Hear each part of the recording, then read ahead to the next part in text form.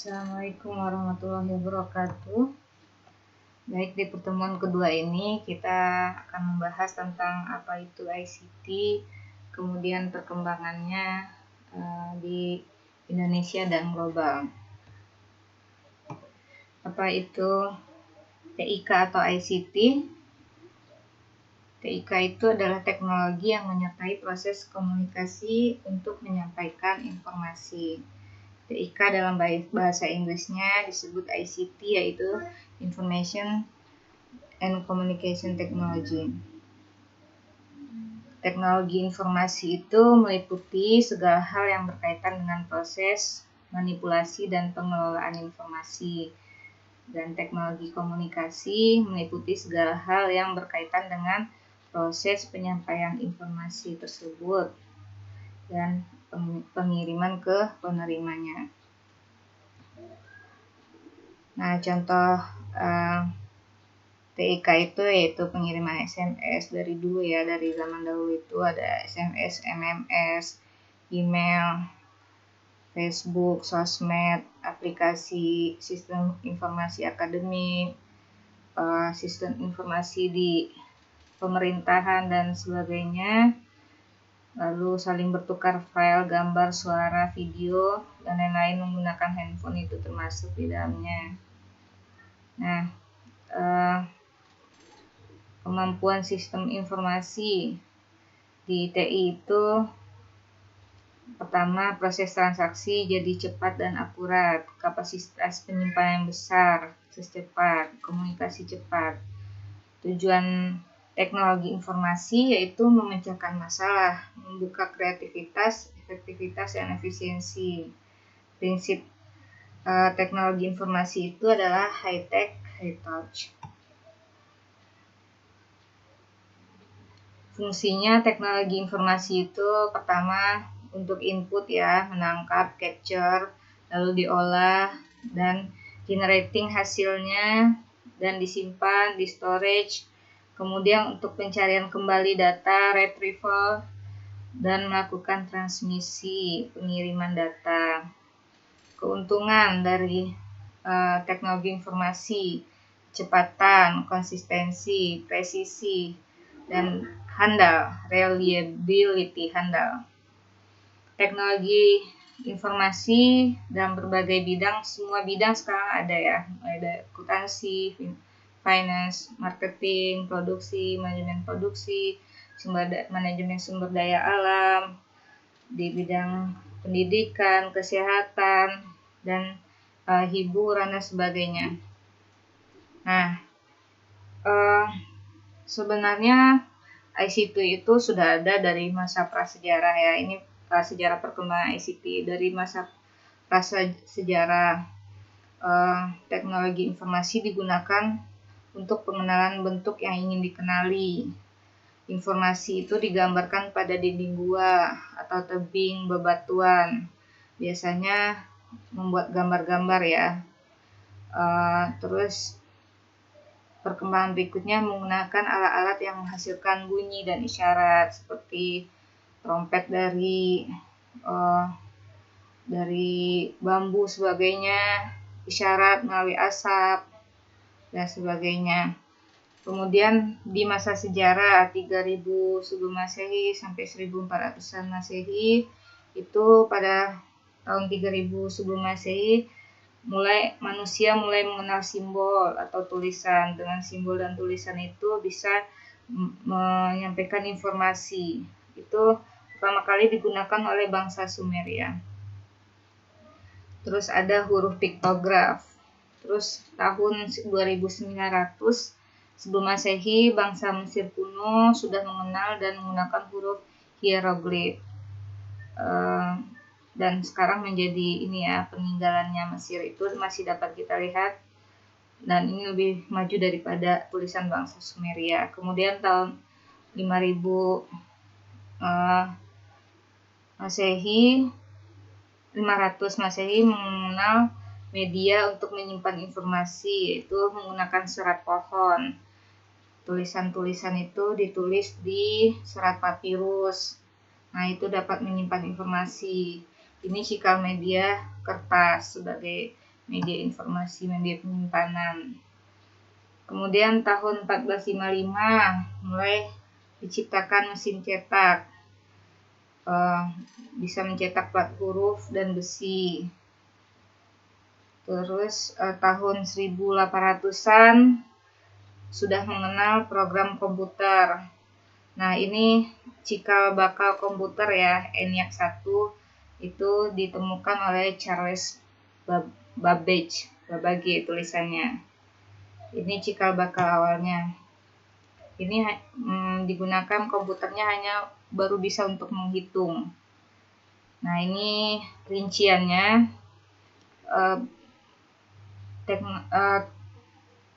Samuel Morse itu sudah mengembangkan telegraf memakai bahasa kode Morse. Nah, itu udah bisa untuk mengirimkan informasi. Kemudian mulai gambar gerak diproyeksikan ke dalam layar. 1861 ini cikal bakal teknologi film. Terus 1876 mulai dikembangkan sistem penulisan desimal. Kemudian 1877 Alexander Graham Bell mengembangkan telepon. Kemudian 1877 mulai ada fotografi. 1819 mulai ada pita magnetis. Nah, masa modern itu 1900-an, 1923 mulai ada tabung televisi tabung.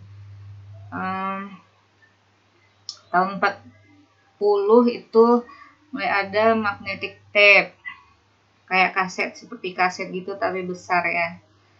Kemudian tahun 45 mulai ada pemrograman atau pengkodean menggunakan hypertext HTML. Ini cikal bakal untuk internet. Kemudian 46 mulai ada komputer digital pertama, yaitu ENIAC 1. Kemudian ada transistor tahun 48, 57 transistor planal. Kemudian tahun 62 mulai ada sistem jaringan komputer. Itu awalnya di Amerika ya. Tahun 69 itu sudah menghubungkan 4 titik, cikal bakal internet. Kekuatannya baru 50 kbps. Kemudian tahun 72 mulai ada email. Tahun 73 sampai 90 internet mulai diperkenalkan. Tahun 81 sudah ada jaringan backbone CSNet. Tahun 86 itu sudah ada server internet, itu di ARPANET di Amerika. Kemudian tahun 91 mulai ada sistem bisnis di bidang IT. Tahun 92 baru ada World Wide Web. Tahun 93 itu mulai ada database dan jasa informasi. Nah, tahun 94 pertumbuhan internet melaju dengan pesat ke segala bidang. Tahun 95 mulai ada provider, penyedia jasa internet. Nah, ini rangkuman perkembangan komputer. Bentuk-bentuknya itu dari gendut sampai langsing. Dari tahun 75 sampai 2006 sudah mulai ada MacBook yang tipis sekali. Nanti bisa diamati di slide-nya.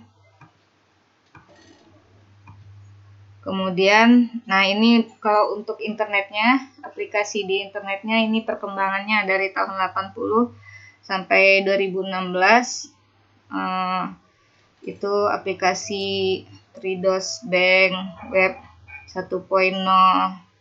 Tahun 2000-an ada LinkedIn, terus Web 2.0, terus Facebook tahun 2004 ya, YouTube, Twitter, nah iPhone, Android, terus di atas ada Uber, Airbnb, eBay, dan seterusnya sampai sekarang ya. Nah, ini konvergensi media.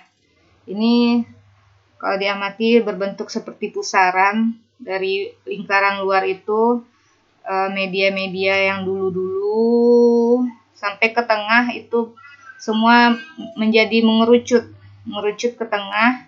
Semua yang ada di luar ini, alat penyimpanan, game, alat untuk dengar musik, alat untuk menonton, untuk menelpon itu terangkum dalam smartphone yang di tengah-tengah ini. Ini yang di tengah-tengah ini mengerucut. Di sini lebih jelas lagi gambarnya. Ini mulai tahun 60 ada teknologi untuk game mengerucut lama-lama menjadi tablet atau smartphone. Alat untuk menelpon bentuknya dari 1935 seperti ini. HP berubah menjadi smartphone. Tempat menonton, sinema dan TV. Ini magnetic tape, dulu kaset untuk menonton, kemudian CD atau DVD, hard disk. Ini apa namanya dulu ya? iPod ya. Nah, semua bisa untuk menonton video itu dilakukan di smartphone atau tablet. Komputer juga bisa, semua yang dilakukan komputer bisa dilakukan di tablet atau smartphone. Ini yang untuk game juga ya. Perkembangannya sampai bisa dimainkan di smartphone. Nah, ini secara jaringan internet mulai dari 4G sampai 5G. Dari tahun 1979 telekomunikasi analog, 2G itu hanya bisa SMS, 3G itu sudah mulai bisa internet connection mulai dari tahun 98. 4G mulai dari tahun 2008 itu sudah lebih internetnya, kapasitas bandwidthnya lebih lagi, bisa kirim foto, video, gambar, suara.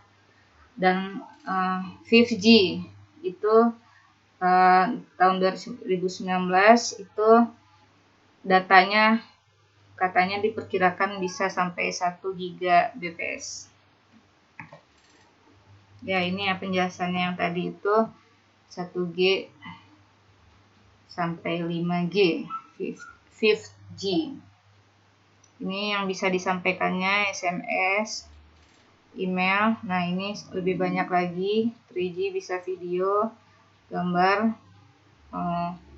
4G bisa lebih banyak lagi dan lebih besar lagi bandwidthnya. 5G lebih lagi. Ini perumpamannya, ini hanya naik skateboard, sepeda. Ini ibarat mobil, ini ibarat pesawat, kecepatannya ini ibarat roket. Baik, selanjutnya perkembangan ICT di Indonesia. Ini roadmap TIK Indonesia 2010 sampai 2020. Ini tahun di bawah 2010 itu seluruh desa sudah ada jaringan telepon, kemudian sudah ada e-government master plan, kemudian 2011 seluruh kecamatan ada akses internet, kemudian penguatan SDM TIK, kemudian seluruh provinsi terhubung serat optik karena ini lebih tahan terhadap gangguan. Kemudian peningkatan semua berbasis internet, layanan e-health, e-education untuk semua. Kemudian jaringannya sudah 5 Mbps. Terus peningkatan daya saing bangsa dan industri inovatif. Kemudian 2020 seluruh kabupaten kota memiliki e-government. Kemudian ini gambaran pemanfaatan teknologi informasi di Indonesia. Tahun 2016 itu pengguna HP sudah 371 juta, padahal penduduk Indonesia 260 juta, berarti ada yang memiliki lebih dari 1 HP. Kemudian pengguna internet 132 juta. Ini per provinsinya.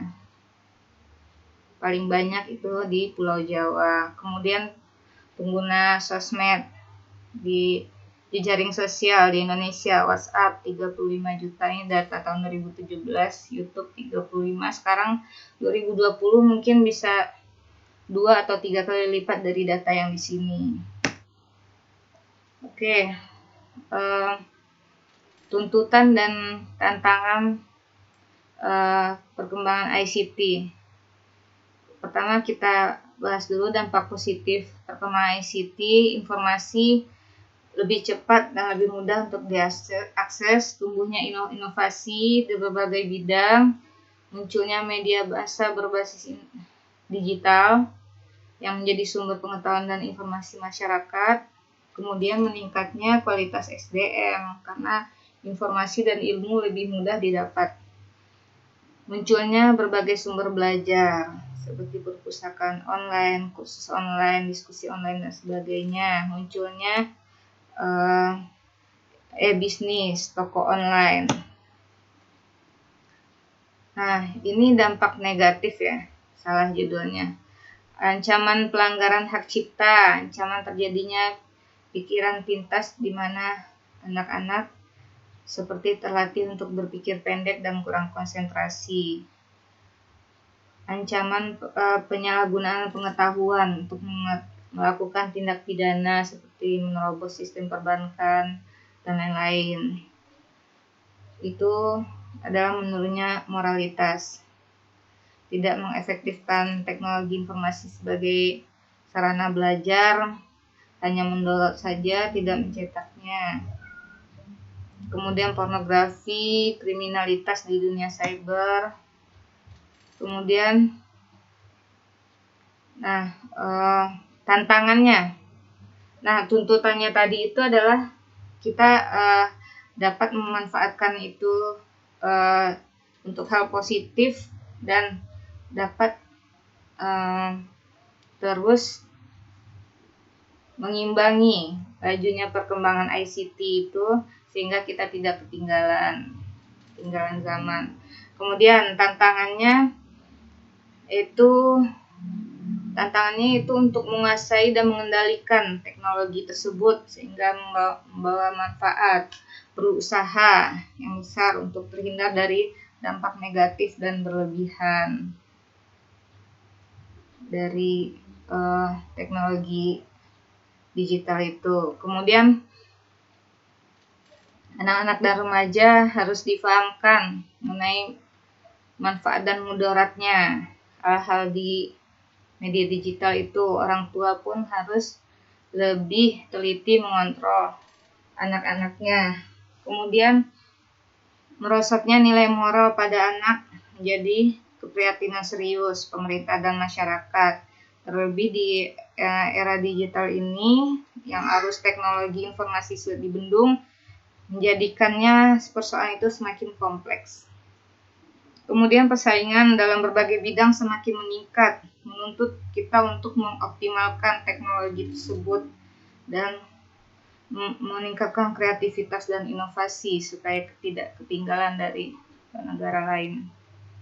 Keseringan dengan gadget, anak bisa menjadi sikap antisosial dan kurang percaya diri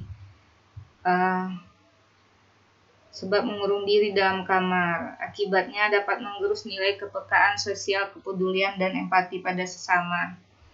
Kriminalitas yang semakin canggih harus diikuti dengan regulasi dan antisipasi yang canggih juga. Itulah beberapa tantangan dalam perkembangan ICT. Baik, terakhir regulasi ICT. Regulasi itu yaitu mengendalikan perilaku manusia atau masyarakat dengan aturan atau pembatasan. Nah, sedangkan regulasi ICT itu pengendalian perilaku manusia dalam menggunakan alat teknologi informasi dan komunikasi dengan aturan atau batasan-batasan. Nah, beberapa penerapan regulasi ICT di Indonesia yaitu di bidang teknik informatika, yaitu yang pertama Undang-Undang Nomor 36 Tahun 1999 tentang telekomunikasi. Yang kedua, Undang-Undang Nomor 11 Tahun 2008 tentang ITE. Yang ketiga, Peraturan Pemerintah Nomor 52 Tahun 2000 tentang penyelenggaraan telekomunikasi. Tentunya nanti akan berkembang terus regulasi ini. Dengan berkembangnya teknologi harus selalu diiringi regulasi yang kemudian tujuan diterapkannya regulasi ICT agar masyarakat bisa menggunakan IT dengan bijak. Karena sekarang sudah tampak banyak yang menyalahgunakan, misalkan untuk penipuan, mencuri, kemudian menyebarkan hoaks, membuli, melakukan perbuatan tidak menyenangkan kepada orang lain. Kemudian untuk memberikan sanksi kepada orang yang menyalahgunakan IT. Kemudian memberikan kemudahan kepada masyarakat dalam bidang pendidikan, bidang administrasi, ekonomi, dan bisnis.